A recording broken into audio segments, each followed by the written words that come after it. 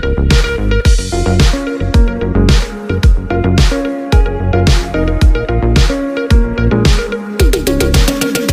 તાલુકાના દીપાદર સેવા સહકારી મંડળીના વહીવટમાં ભ્રષ્ટાચારનો એરો આભળ્યો હોય તેવી સભાસદોએ તપાસ કરવા કરાઈમાં બનાસકાંઠા જિલ્લામાં કાંકરેજ તાલુકાના પાદર સેવા સહકારી મંડળીના સભાસદોને 2008નો દેવા નાબૂદીનો લાભ મળ્યો કે નહીં તેની તપાસ થશે ખરી।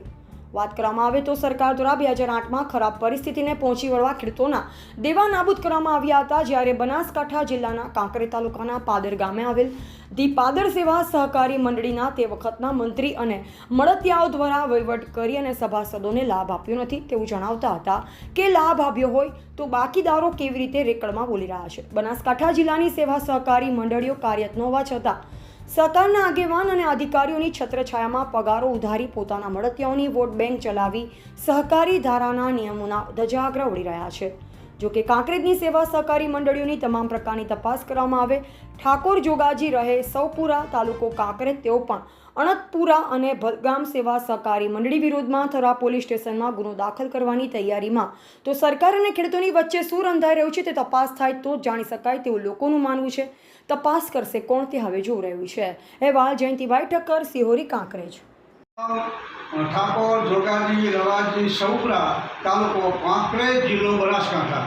મારે જરૂરિયાત હોવાથી ભલગામ સેવા સહકારી મંડળીથી મેં 4 લાખ રૂપિયાનું પાક લોન લીધેલી હતી। એ લોન મેં ભરપાઈ કરવામાં 9,50,000 મેં ભર્યા છે, છતાંય ભલગામ સેવાવાળો મારા પાસે બીજા 8 લાખ રૂપિયા માગે તો જ તમે લોન શક્તિ આવો। અને બીજું કે હું અનંતપુરા સેવા સહકારી મંડળથી પાક ખરીદ 3 લાખ કહી દીધું।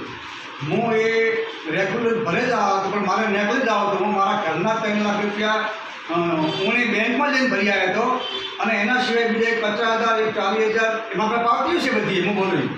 અને તો છતાં હજી મારા પાસે 1,80,000 રૂપિયા માગે છે। તમે આટલા પૈસા આવો તો જ તમારે નોંધણીનું શક્તિ આવો। હવે આવું બધું મને કંઈ ધમકાવા છે, ખૂબ ઘણી કરે છે। મારી જમીન તારણમાં છે, મારે જમીન તારણ મુક્ત કરાવી છે, મારે એમ નીકળવું છે।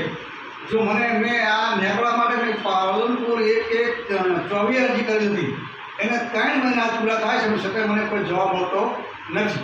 તો હવે શું કરવા માગો છો? હવે મારે પોલીસ કેસ કરવો પડે, કોર્ટ જવું પડે, મારે ન્યાય મેળવવો છે।